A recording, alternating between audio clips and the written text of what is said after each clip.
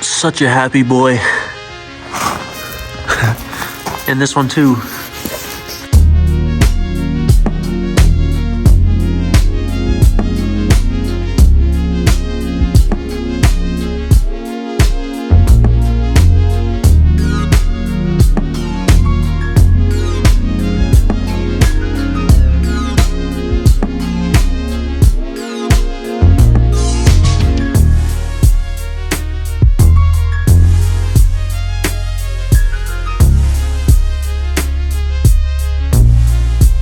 All right, as you can see, the Z is up in what I like to call air jail. And it's ready for winter. So you might ask why I'm gonna be tearing into this car again and why I didn't post any videos of me ripping the car this summer. Now, both of those are very related, and I'm gonna get to that point here in 1 second. The wiring is very subpar, and that might not actually be the reason. It could just be tuning related, but the car never really ran great. It would randomly misfire, it would randomly be dead on certain cylinders, and I couldn't really figure out why. So I'm gonna go ahead and show you some clips here of me driving the car, and that's when it was actually running good.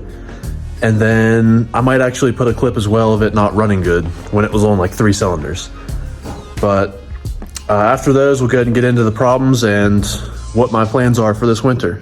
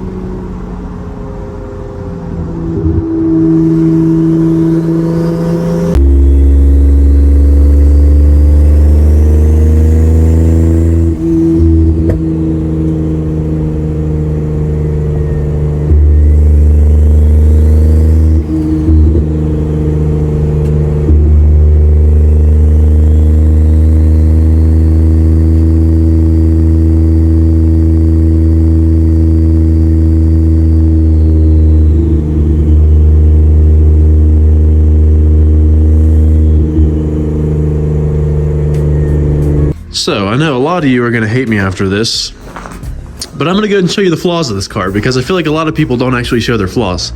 This thing looks very, very clean from like right here, right? It looks amazing. And then you get up close and you're like, what is that? What is all of this? And then, if you're lucky, you even get to open the door and then you're like, what is that? So this is what I'm talking about when I say the wiring needs redone. Number one, it needs rerouted. I hate all of that. I don't want to look at it. I hate it so much. We won't get into that. But aside from that, it's fairly tucked. You know, obviously my end goal for this car is to be completely wire tucked and fully painted bay and everything looking perfect. Motor-wise, I think I've almost achieved that. I mean, the motor looks great. You know, the wiring harness runs down underneath, back around. So as far as the engine itself, I think it's fairly clean. But where I didn't execute it properly is all of the other swap components randomly routed through here. I want to minimize that as much as possible. You know, obviously like vacuum line for the wastegate, I can't really control that. It kind of has to be there. But certain things we can definitely reroute, you know, like this stuff just can be cleaned up. So number one, that's what's going to be happening this winter. Number two, the bay is hopefully going to get painted. Now, I'm gonna have to do this quick before the snow falls because where I'm at, it is just open up there in the rafter. This place gets freezing cold. Snow lands on the car, it lands here. It's not very ideal for painting, so I'm gonna try and drop the engine and everything before winter and actually get the bay painted, and then we'll move on with other things. But for now, I'm going to go ahead and get everything off the engine so that I can drop it. So that consists of intercooler, coolant, catch can, the wiring harness itself, power steering, brake lines. I mean, it's going to be a good bit of stuff so that I can actually drop the motor down. Manifolds, because the manifold isn't going to clear the rail. I mean, it's going to be a full disassembly. So unfortunate. I'm going to hate seeing it apart, but next summer it is going to be a different car. So I do have big plans for this thing, and I guess we'll see what happens. But for now, I'm going to go ahead and start just disconnecting stuff.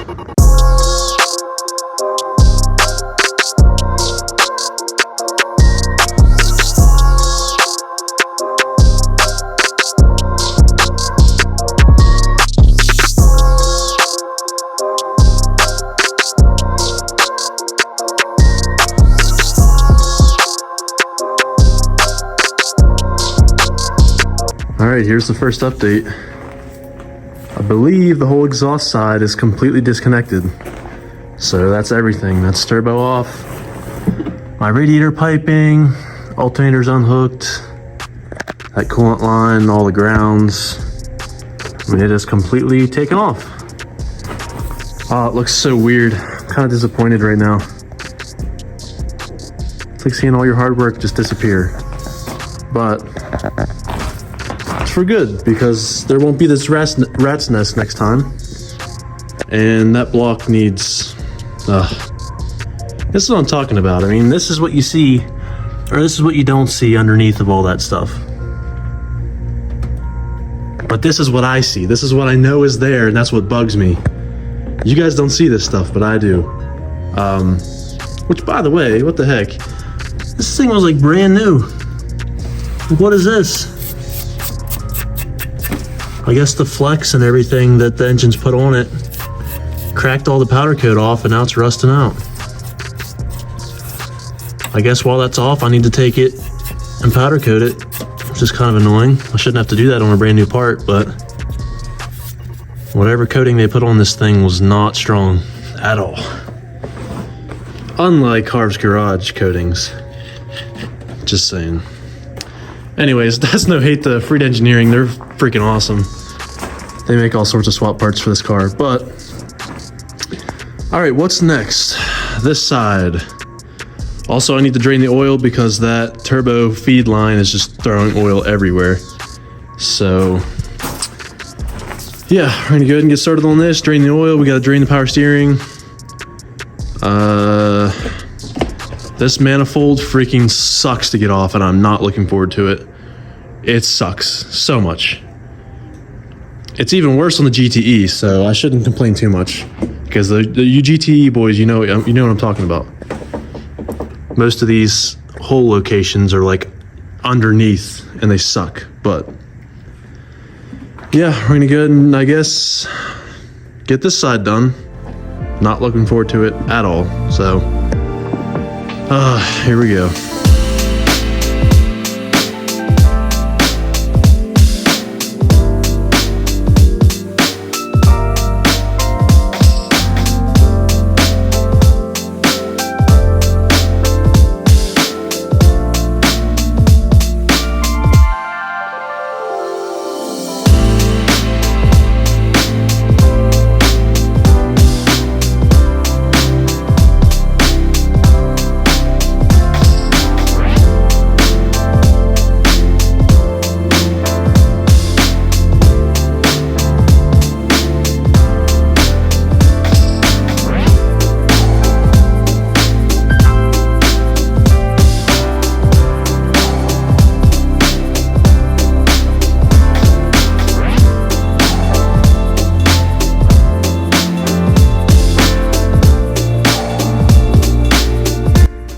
It's kind of crazy to think that it can take you 3 years to build something and 2 hours to take it all apart.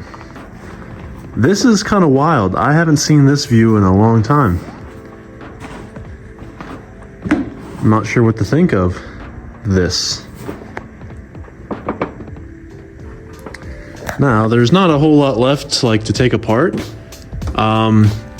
The steering column shafts, whatever that is, that middle piece there, that needs to come off. Let's see, sway bar has to come off. Control arms. Obviously the car will be on jack stands at that point. I can't have it sitting like it is now.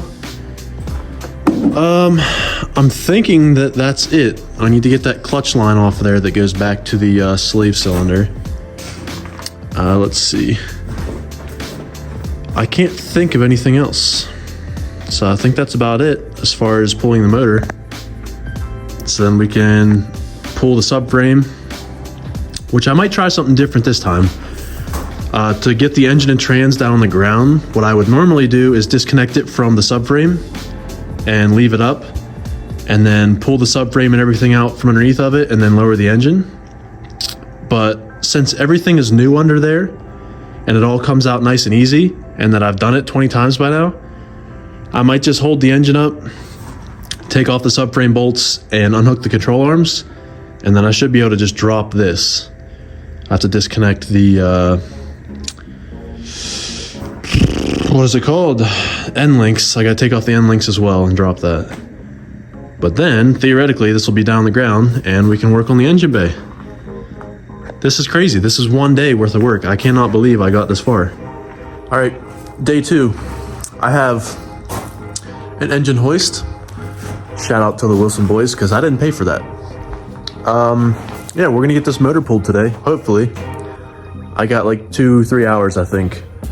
Hopefully I can get it out in that amount of time. If I don't, then there's something that went wrong and I'm probably gonna be angry, so. I guess we're just gonna get into this. Y'all gotta check out this quick release hood.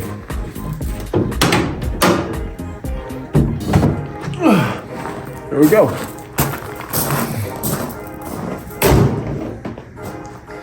Have I ever mentioned how much I hate doing this? I hate it so much.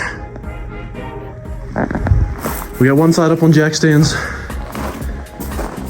Now I gotta get this side up. This gravel sucks. This is the whole reason this sucks, is because of the gravel. Oh, I'm so out of breath already. What you know about tuck, by the way? Wow. That's quality. I'm like a stance boy out here. What's going on? We are officially up in the air. Don't mind my heavy breathing. I'm also a little nervous. I just hate jack stands in general. But those are the big, like 6-ton jack stands, so. And those have 2x4s or 2x8s underneath of them, so at least I know that they're not gonna fall over. But now that that's done, we can go ahead and start unhooking stuff up here and also get the engine crane bolted together. And then we'll hold up on the engine, drop everything we need to, and then we can lower the engine down. So that's the plan right now.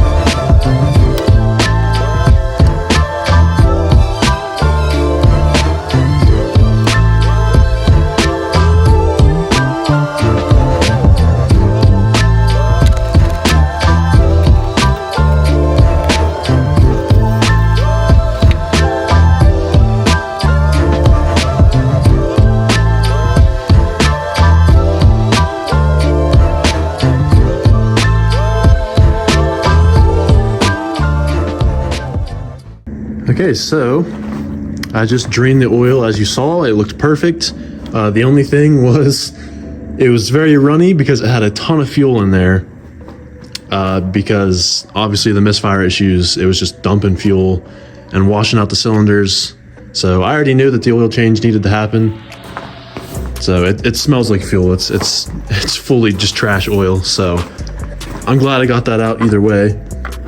I opened up the catch can. There was nothing in it. So I don't know if that's a good sign or not. But there was absolutely zero oil in the catch can. So there's that. I went ahead and disconnected the steering shaft column, whatever, I forget what it's called. The intermediate shaft, I think, maybe. I went ahead and loosened up this clutch line so that whenever I drop the trans, it doesn't end up breaking something. Because when I first put this on, it was a pain to bleed. For some reason, I could not get the clutch to bleed, and we messed with it for like an hour and a half. So, with this being long enough, I should just be able to set this on the ground and not even have to bleed it. So, that's why that's still connected. Everything else is disconnected. That needs to be disconnected. So, like most of this is just harness stuff, which is already loose anyways, as you can see. And then we just got vacuum lines and stuff. All this is loose. So whenever I pick up on the engine and move it forward some, I'll get all those wires out of there and then I can drop it down. So yeah, at this point, we'll go ahead and get the crane hooked up. I got my engine hooks on. So we got this guy and this guy. So then we can go ahead and lift up the engine and start doing that. Okay, so I'm gonna go ahead and try and explain my thought process here. So I have the engine hoist. I have wood underneath because obviously with the gravel, we can't roll it all. So it's already a pain. They're hitting the jack stand, so I can't move this forward anymore. So I have to use the 1/4 ton setting. This is definitely more than a 1/4 ton, but I think it's gonna handle it. If I break this thing, then I'll have to pay for it, which hopefully it doesn't happen. But anyways, I'm gonna lift this up. I'm going to unbolt the transmission, and then I'm going to take a jack and hold up on the bottom of the trans. Then, once the transmission is supported and it doesn't want to just fall backwards, we can go ahead and take our subframe bolts out, which are right up in there, and then we will drop the entire motor and trans together. I've put these wood blocks underneath it here, so the subframe will now sit on that when it comes down. The only thing that I'm a little concerned about is that when I drop it down and set it on those blocks, it's still going to be in the engine bay. It's only going to come down like to here. So I'm not really going to be able to do work on the engine bay at all. So I'm trying to brainstorm right now and think if there's any other way. But I also need to unhook the drive shaft, I just realized. So I gotta do drive shaft. While I'm under, I'm gonna go ahead and jack up the trans and get those bolts off. And then, I guess we're gonna attempt it and just see what happens. If I had a freaking lift, man, one day, this would have been done in like, no time at all. Oh my gosh, okay. Quit thinking about that.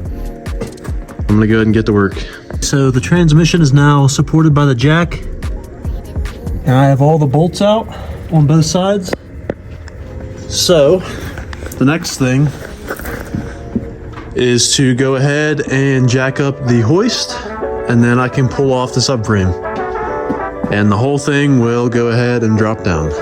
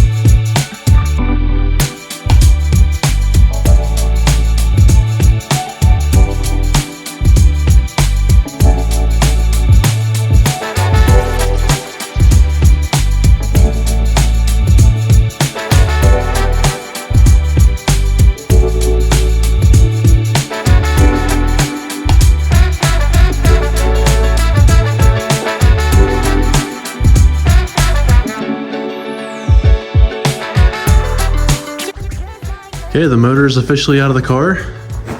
I went ahead and set it down on the legs, because that's just what I figured was my best option. I don't really have the resources to get that on the ground right now. So it's gonna make it a little more difficult trying to paint the bay with this. Obviously back there might be an issue. Worst case scenario, I'll just pop the valve covers off and lay a couple towels over it, make sure nothing gets in, and that'll give us a few extra inches to reach up in there and paint. But as far as what I'm going to be doing right now, I'm gonna start getting the rest of this stuff out of the engine bay. So all of these random wires and things need to come out. This harness, I have a few plans for it as well. I would like to put a, I forget what it's even called, like a firewall connector. So I can just disconnect it at the firewall and pull it off. So that's one thing I'll be doing to the harness this winter. And then as well as that, the rest of this wiring needs to come off. And I guess we'll start with that. We got a lot of work to do. Then we'll have to start actually prepping the bay to get it painted, because this obviously needs sanded. That dirt does not come off. That is embedded in the primer. So also, I'm not very good at body work, so as you can see, if I were to paint it right over this, you would 100% see every single one of those. So that's something I have to address before it gets painted. But luckily for me, with it just being an engine bay, most of this stuff is all factory. Like, I don't have to mess with any of this. That's all going to be perfectly flat. But a few areas that I put Bondo, like there used to be a seam that came down through there. All that I flattened, so I'll have to make sure that that's completely flat and looks good. But mainly I'm just worried about the tubs, because that's what you'll see 90% of the time. So all right, let's get to work.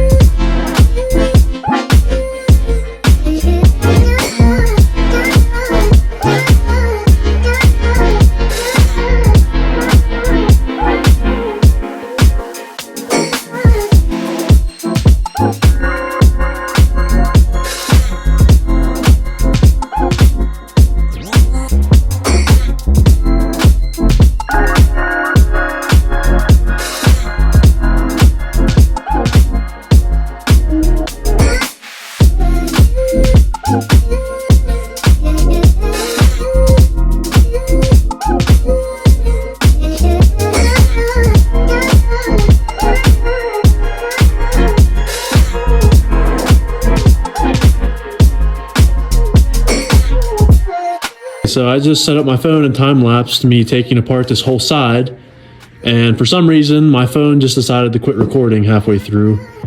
So I essentially have like no footage of what I did there. But quick recap, I went ahead and separated all this. I marked the stuff that needed to be marked, like that, ground, pulled everything apart. All these wires here I pulled through. I'm gonna remember what these are. I'm just gonna pull these fuses out of here, and then I'll get that box out of the way. And then this side will be pretty much done. I just gotta unhook this guy and take these brake lines off. And then that will be the bay completely stripped. This headlight comes off as well. One more thing I'm gonna do is I'm going to lower the coilovers, which I have to do anyways because I have to get these brackets off the back.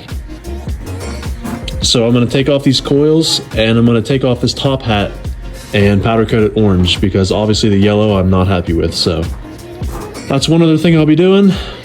That's most likely gonna be it for this video. I'm gonna take a quick clip whenever I'm done for the night. But yeah, this is where we're looking on the Z right now.